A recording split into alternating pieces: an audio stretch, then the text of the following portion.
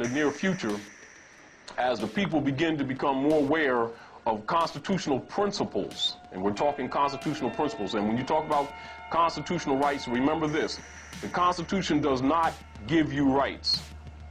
The Constitution is in place to secure pre-existing rights. And rights do not exist with anyone in a civilized society who's transacting business in an alien name. Meaning, if you're not in your proper person, don't talk about constitutions because it doesn't apply to you. If you make a claim of rights from a constitutional perspective, you are in error. Now, most of the time, they will not, adjudicate a case, except if it comes before the Supreme Court, and then put on the docket plaintiff in error. They'll do that with our people every day. They just won't give them that information so they can't correct themselves. But one of the keys also is that when you agree to that license, 9 times out of 10, that license has a nomen on it indicating a European family. And so since usually the person who's carrying that license is not European, they have automatically what you call a verbal deed on that person, and also creates an injunctive lien, and it doesn't necessarily have to be written. So therefore, the family name automatically goes to the state under wardship law. So if you're transacting business in an alien name, no matter how many generations you do it, it's still a fraud. It means that you can be doing this now until you're 99 and then add 10 more years, and they can actually take you to court and sue you. But they don't do that because that's the basis of the economics of how they've maintained forced servitude with these Asiatics that insist on calling themselves Negro, Blacks, and Colored, which are all brands. And so if they have the brands Negro, Black, and Colored, then they have also the further nomens of ownership, Smith, Jones, Johnson, Williams, and Goldberg, whatever they may be calling themselves this week. It automatically makes them a ward of the state. The state automatically has jurisdiction, so therefore the courts of prize and booty automatically have jurisdiction because the person is already within the jurisdiction. So the court already has leave, which is why most of the time with our people, they just start adjudicating. They don't deal with status. They don't deal with an argument of proper venue or proper jurisdiction. They just proceed and do their nigger trials under the Negro codes or the Christian black codes of 1724. And our people keep calling it 2 standards of law, but that's the law they're using. They're using the Negro Act, and they're using the Christian black codes of 1724 adopted in all the states when they closed the Freedmen's Bureau. And so if the people are not aware of that, they don't suspect what that license is for. That license is a movement passport. So they can make sure that you couldn't buy your way out of slavery. And also they made sure that you would never handle money anymore. So after the Civil War, which was actually initiated to overthrow the Republican forms of government in order to institute slavery bureaucratically. They had to overthrow the Republican form of government, and that's the real reason of the Civil War. They will tell you that it was because they were debating about the industry and the Moors who were branded as blacks being used in the industrial North, competing with the more agricultural South. And that's why they started the war. No, they started the war because they wanted to make sure that you didn't blend in and take over. Because they unseated the Asiatics that were already in government because it was a process of overthrow. So they had to burn books, reconstruct history, make you think that the Constitution came from England, but it actually comes from ancient Moorish law, which is why that pyramid is on the dollar bill. And that's the federal side or the superior side of this constitutional republic. So in order to bureaucratize slavery, they couldn't get rid of it, but they had to veil it.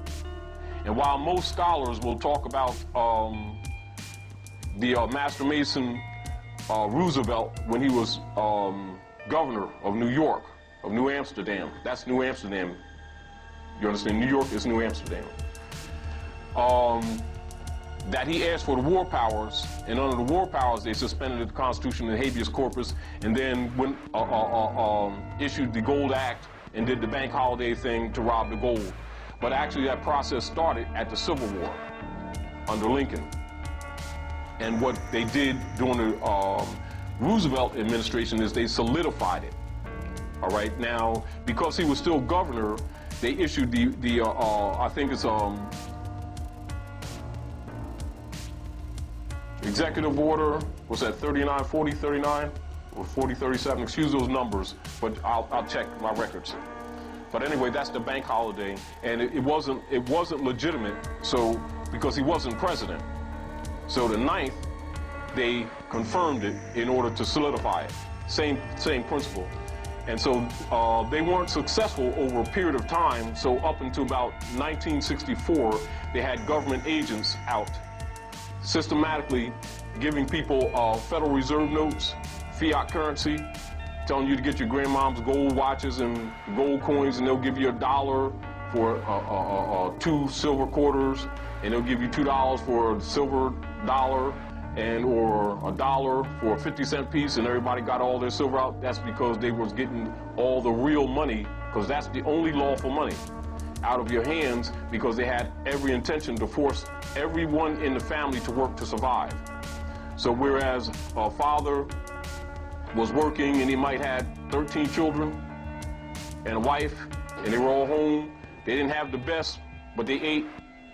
They didn't have everything, but the children went to school, and they had sneaks and shoes. They didn't have 50 pairs, but they had all that. Well, they needed to get the woman out the house, because the plan was to destroy the family.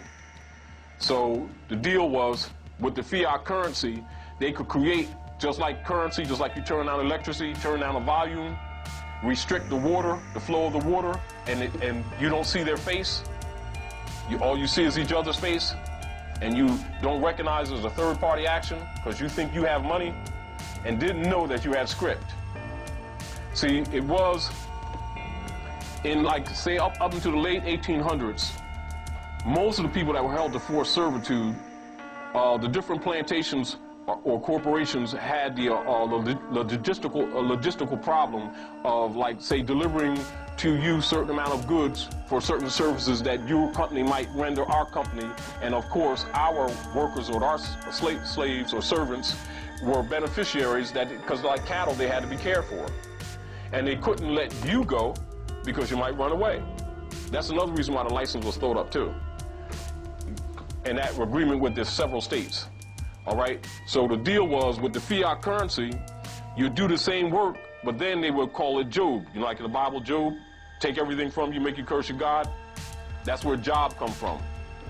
So they give you a job, yes, give you a job with the same expenses that they would have to deliver, say, to Smith, and would have to leave the corporation or the plantation, both the same. Very often, as William Lynch had said, you know, they'd burn, sometimes burn the farms, leave the crop in the field, because, you know, certain points of the moon, you have to pick the crop. And if you don't, it's through. So most of our people know those natural systems of agriculture and how the planets work. And so we were more in tune with nature, although over generations we lost it. So we had one up, except for, you say, some of the younger generation, where they separated them from the mothers who kept the civilization alive, so they wouldn't learn the culture. And then they gave us idol gods, but they needed to have regulation. So when they used the fiat, or they used a script, they could give you the impression that you're making progress. Same finance. And then they'd send you wouldn't run because now you think you're getting paid. No, it's serious. This is how it works. So you're under the impression that you're getting paid when you actually are not allowed to hold money. This is where the deficit comes in. That's why you keep going in debt. And more people in your family are working, but the national debt, it keeps getting bigger. It is because of the counterfeit currency. They're really labor certificates. And then the license is used to transact any business you do with those instruments, so they can calculate, keep a database, and regulate how you're moving it, so they can deal with the resources.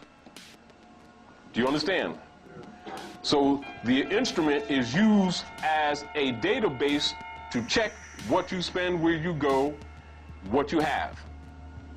And everything that you possess that's of any quality or any economic power, as far as a house or an instrument of transport, like a vehicle, a conveyance, must be registered to the state. That is used in commerce. So it really isn't yours, but it gives the impression that it's yours. That's why they'll say registered to the state of New Jersey, house registered to the state of New Jersey.